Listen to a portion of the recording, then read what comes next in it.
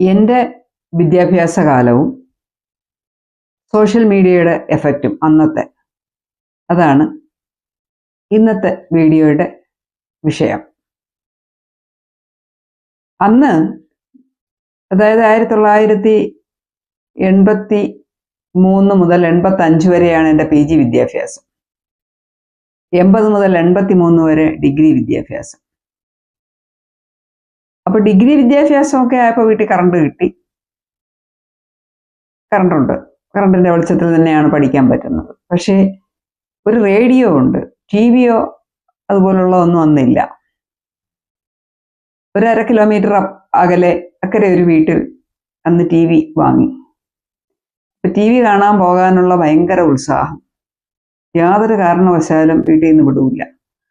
Father അറിയാതെ രഹസ്യമായിട്ട് TV കാണാൻ പോകും. വീട്ടുജോലികളൊക്കെ തീർക്കണം, പഠിക്കണം, ഇതിൻ്റെ ഇടയ്ക്ക് കൂടെ TV കാണാൻ പോകും. അപ്പം ഞങ്ങൾ 4 പെൺമക്കളാണ്. ഇതിൽ 4 പേർക്കും വീട്ടുജോലികളും ഉണ്ട്, കൃഷിപ്പണികളും ഉണ്ട്, പഠിക്കാനും പോകണം.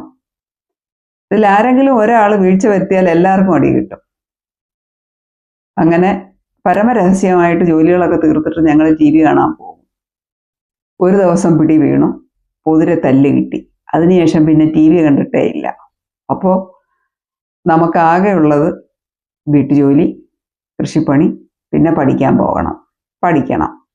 ഈ 3 കാര്യങ്ങളിലായിട്ട് വീട്ടിൽ അടങ്ങി ഒതുങ്ങി ചുരുങ്ങി ഉള്ള വിദ്യാഭ്യാസ കാലഘട്ടം.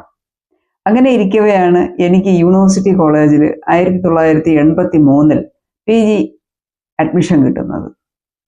യൂണിവേഴ്സിറ്റി ഹോസ്റ്റലിൽ താമസം, ഹോസ്റ്റൽ അഡ്മിഷൻ എടുത്ത് ഹോസ്റ്റലിൽ താമസം. അപ്പോൾ എനിക്ക് വീട്ടുജോലികളൊന്നും ചെയ്യണ്ട, ഊർജിതമായിട്ട് പഠിച്ചാൽ മതി. ഞാനും അതേപോലെ തന്നെ പഠിത്തം നല്ല ശ്രദ്ധ കേന്ദ്രീകരിച്ച് പഠിത്തം മാത്രം എന്നുള്ള ഒറ്റ ലക്ഷ്യം. വേറെ കൂട്ടുകെട്ടുകളോ അല്ലെങ്കിൽ കളിച്ചിരികളോ തമാശകളോ യാതൊന്നുമില്ല. മറ്റ് അതർ ലൈൻസോ അല്ലെങ്കിൽ പ്രണയങ്ങൾ ബന്ധപ്പെടുക അങ്ങനത്തെ യാതൊന്നുമില്ലാതെ ഞാനും എൻ്റെ പഠിത്തവും അതേ ശരണമായിട്ട് കഴിഞ്ഞുകൂടി. പക്ഷേ അവിടെ യൂണിവേഴ്സിറ്റി ഹോസ്റ്റലിൽ, വഴുതക്കാട് വിമൻസ് കോളേജിനോട് ചേർന്നുള്ള യൂണിവേഴ്സിറ്റി ഹോസ്റ്റലിൽ അന്ന് TV വന്നു.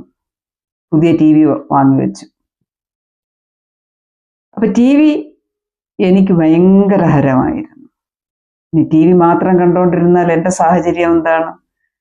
ഒന്ന്, എനിക്ക് ഫാദറിനെ പേടിയാണ്, പഠിക്കാതെ അങ്ങോട്ട് ചെന്നാൽ നല്ല പൂശ് കിട്ടും. 2, പഠിക്കണമെന്നുള്ള എൻ്റെ അഭിവാഞ്ച ഒരു സെക്കൻഡ് പാഴിക്കളയാതെ, ഒരു നിമിഷം പാഴിക്കളയാതെ, ഒന്നും വിട്ടുപോകാത്തുള്ള എൻ്റെ പഠിത്തം. അങ്ങനെ എനിക്ക് TVയും കാണണം. അപ്പോൾ എന്തു ചെയ്യും? ഞാൻ എൻ്റെ ബുക്സും എല്ലാം, പഠിക്കാനുള്ള ബുക്കും എല്ലാം എടുത്ത് നേരെ TV ഹാളിൽ പോകും. അന്നത് മുകളിലത്തെ നിലയിലാണ്, ഞാൻ സെക്കൻഡ് ഫ്ലോറിലും. സെക്കൻഡ് ഫ്ലോർ എന്ന് പറഞ്ഞാൽ 1ാം നിലയിൽ 101, 102 എന്നുള്ളത് ഗ്രൗണ്ട് ഫ്ലോറിൽ, മുകളിലാണ് 200, 201 ഒക്കെ വരുന്നത്. അങ്ങനെ അവിടെ നിന്ന് ഞാൻ നേരെ TV ഹാളിലേക്ക് പോകുമ്പോൾ എൻ്റെ ബുക്കുകളെല്ലാം കൊണ്ടുപോകും. ഈ TVയും കാണും, അതിനിടയ്ക്ക് കൂടെ പഠിക്കുകയും ചെയ്യും. ഒന്നും വിട്ടുപോകാതെ പഠിപ്പിച്ച പാഠഭാഗങ്ങളും നാളത്തേക്കുള്ളതും അഡ്വാൻസ് ആയിട്ടും എല്ലാം ഞാനിരുന്ന് പഠിക്കും. ഒപ്പം ഈ TVയും കാണും. അപ്പം TVയിൽ അന്ന് ഹിന്ദി ആണ് കൂടുതലായിട്ടുള്ളത്. മലയാളം അത്ര ആയോ എന്ന് എനിക്കറിയില്ല. മലയാളം ഇല്ലെന്നാണ് തോന്നുന്നത്. DD4 ഒക്കെയാണ് അന്നുള്ളത്. അപ്പോൾ ആ TVയിലെ സർവ്വ പരിപാടികളും പരസ്യവും ഒന്നും വിടാതെ ഞാൻ കാണും. ഞാൻ അവിടെ ഒരു അന്തേവാസിയായിരുന്നു TV ഹാളിൽ. ഇതൊന്നും വീട്ടിൽ അറിയിച്ചിട്ടില്ല. പക്ഷെ ഞാൻ മാക്സിമം TVയും കണ്ടു, ഉറക്കം ഉളച്ചിരുന്ന് TV പൂട്ടുന്നത് വരെ ഇരുന്ന് TVയും കാണും, പഠിക്കുകയും ചെയ്യും. അതിനിടയ്ക്ക് രാത്രി 2 മണി 3 മണി വരെ പഠിച്ച് എല്ലാം പഠിച്ചെന്ന് ഉറപ്പാക്കിയിട്ട് മാത്രം കിടന്നുറങ്ങും. രാവിലെ 7 മണി 8 മണി വരെ ഉറങ്ങും. ഉറങ്ങി എണീറ്റ് കോളേജിലേക്കുള്ള തയ്യാറെടുപ്പ്. അപ്പം ഞാൻ പിൽക്കാലത്ത് ഞാൻ പഠിപ്പിച്ച വിദ്യാർത്ഥികളോടും അവരുടെ രക്ഷിതാക്കളോടും എല്ലാം ഞാൻ പറയുമായിരുന്നു. കുട്ടികളോടും ഞാൻ ക്ലാസ്സിൽ പറയുമായിരുന്നു. പഠിക്കണം എന്ന് പറഞ്ഞുകൊണ്ട് ബാക്കി ഒരു കാര്യങ്ങളും ഒഴിവാക്കരുത്. റിക്രിയേഷൻ വേണം, കളിചിരികൾ വേണം, ഉല്ലാസങ്ങളും ആഘോഷങ്ങളും എല്ലാം വേണം. എല്ലാത്തിനൊപ്പം പഠിക്കുകയും വേണം. ഇനി പഠിത്തം ഒഴിവാക്കിയിട്ട് ഇതിൻ്റെ എല്ലാം പിറകെ പോയിട്ട് കാര്യമില്ല. പഠിത്തമില്ലാതെ നമ്മൾ എങ്ങും ചെന്നെത്തത്തില്ല. നല്ല വിദ്യാഭ്യാസം കിട്ടിയാൽ നമുക്ക് ജീവിക്കാൻ ഉള്ള നല്ല വരുമാനമുള്ള നമ്മുടെ ആഗ്രഹങ്ങൾക്കനുസരിച്ച് ജീവിക്കാൻ പറ്റിയ ഒരു ജോലി കിട്ടത്തുള്ളൂ. അതുകൊണ്ട് നന്നായിട്ട് പഠിക്കണം. ഒപ്പം സോഷ്യൽ മീഡിയയും അതുപോലെ തന്നെ ബാക്കി എല്ലാ റിക്രിയേഷൻസും ആഘോഷങ്ങളും എല്ലാം അനുഭവിച്ച് ആസ്വദിച്ച് തന്നെ ജീവിക്കണം. ഈ യങ്ങർ ഏജ് എന്ന് പറയുന്നത് ഇതിനെല്ലാത്തിനും കൂടി ഉള്ളതാണ്. പഠിത്തം മാത്രമായിട്ട് മുമ്പോട്ട് പോയിട്ട് പിന്നൊരു കാലത്ത് ബാക്കിയൊക്കെ ആസ്വദിക്കാം. അല്ലെങ്കിൽ ഇന്ന് പഠിത്തത്തിൽ ഉഴപ്പിയിട്ട് ആസ്വദിച്ച് നടക്കുക, കളിച്ചിരിച്ച് നടക്കുക, കൂട്ടുകൂടി നടക്കുക, ടി വിയും മൊബൈലും കണ്ട് നടക്കുക. അത് കഴിഞ്ഞ് ഭാവിയിൽ എന്തെങ്കിലുമൊക്കെ ആകും. അതും ശരിയല്ല.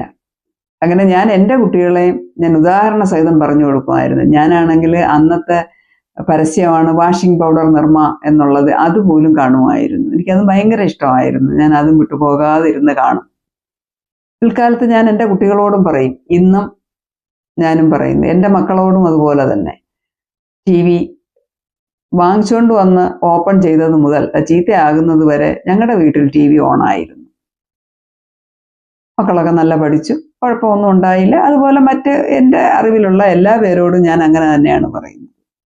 പക്ഷേ പഠിക്കാതെ ടി വി മാത്രം കണ്ട് ഉഴപ്പി നടന്നെങ്കിൽ ഞാനിന്ന് എവിടെ എത്തുമായിരുന്നു? അതിനുള്ള ചാൻസ് അല്ലേ? അവിടെ ആരും നോക്കാനും കാണാനും ഇല്ല. ഞാൻ പഠിക്കുന്നുണ്ടോ പഠിക്കുന്നില്ലേ എന്ന് എൻ്റെ ഫാദർ അറിയുന്നില്ല, എൻ്റെ വീട്ടിൽ അറിയുന്നില്ല. അതൊക്കെ എൻ്റെ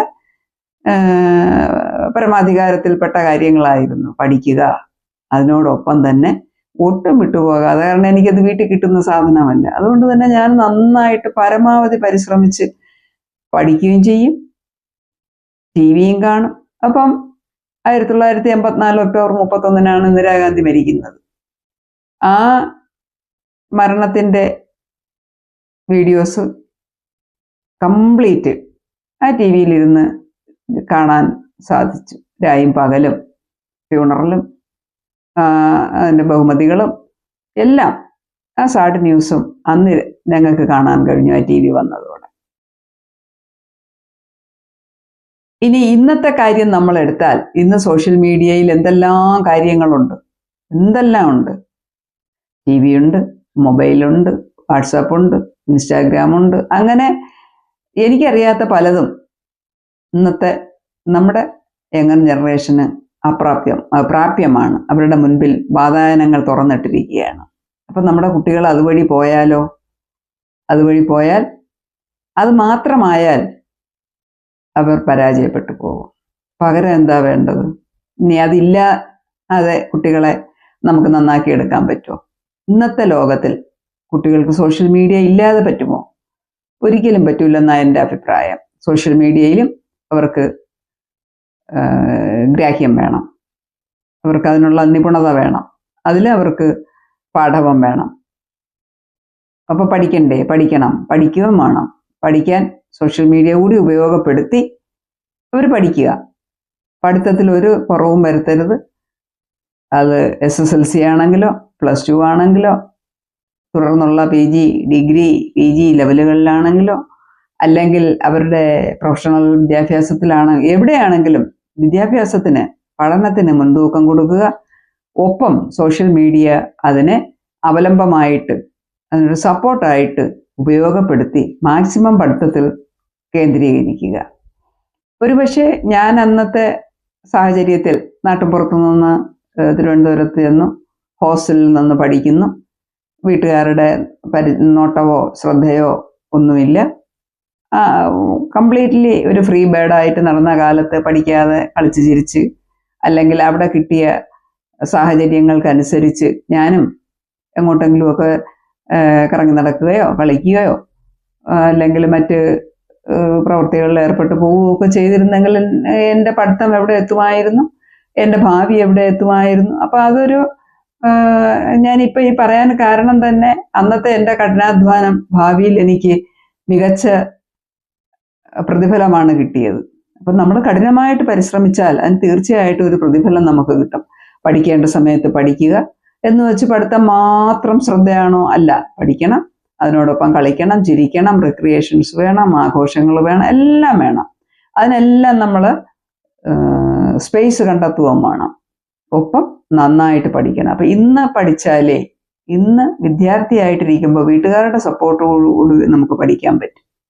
ആ പഠിച്ച് നല്ല നിലയിൽ പഠിച്ചെടുത്താൽ ഒന്നുകിലൊരു ഗവൺമെൻറ് ജോലി, അല്ലെങ്കിൽ പ്രൈവറ്റ് ജോലി, അല്ലെങ്കിൽ നമ്മുടെ സ്വന്തം കാലിൽ നിൽക്കാനുള്ള വരുമാനം കിട്ടാൻ പാകത്തിനൊരു ജോലി, സ്വകാര്യമായിട്ടോ സ്വന്തമായിട്ടോ ബിസിനസ്സോ നമുക്ക് ഉണ്ടാക്കിയെടുക്കാൻ നമുക്കൊരു നല്ല വിദ്യാഭ്യാസം വേണം.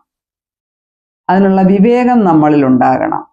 അത് നേടിയെടുക്കാൻ നമ്മൾ നമ്മുടെ യങ്ങർ ജനറേഷൻ, യങ്ങർ ഏജിൽ തന്നെ നന്നായിട്ട് പഠിച്ചെടുക്കണം. നല്ല കഠിനാധ്വാന ശീലികളായിട്ട് നമ്മൾ വളർന്നു വരണം. ഒരിക്കലും ഉഴപ്പി ശീലിക്കരുത്. ഇന്ന് ഭംഗിയായിട്ട് ഉറങ്ങി ഉഴപ്പി കളിച്ച് ചിരിച്ച് ശീലിച്ചങ്ങ് നടന്നാൽ നാളെ ഒരു കാലത്ത് കഠിനമായിട്ട് നിങ്ങൾ വിഷമിക്കേണ്ടിയും അധ്വാനിക്കേണ്ടിയും ഒക്കെ വേണ്ടി വരും നിങ്ങളുടെ നിത്യവൃത്തിക്ക് വേണ്ടിയിട്ട്. അതുകൊണ്ട് ഇന്ന് കിട്ടുന്ന വിദ്യാഭ്യാസം, ഇന്ന് വീട്ടിൽ നിന്ന് പേരൻസ് നൽകുന്ന വിദ്യാഭ്യാസം പരമാവധി ഉപയോഗപ്പെടുത്തുക. ഒപ്പം നമുക്ക് ചുറ്റുമുള്ള നമുക്ക് കിട്ടുന്ന സാഹചര്യങ്ങളും മറ്റ് സോഷ്യൽ മീഡിയയിൽ നിന്ന് കിട്ടുന്ന അനുഭവങ്ങളും നമ്മുടെ വിദ്യാഭ്യാസത്തിനും നമ്മുടെ ആവശ്യങ്ങൾക്കും പരമാവധി ഉപയോഗപ്പെടുത്തുക.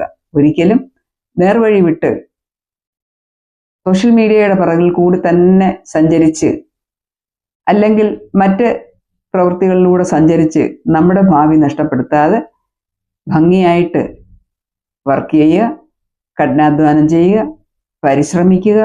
തീർച്ചയായിട്ടും അതിൻ്റെ പ്രതിഫലം നാളെ നിങ്ങൾക്ക് മികച്ച വരുമാനമോ മികച്ച ജീവിത രീതിയോ മികച്ച ജോലിയോ കിട്ടാൻ പാകത്തിന് നിങ്ങൾ പ്രാപ്തരായിരിക്കും.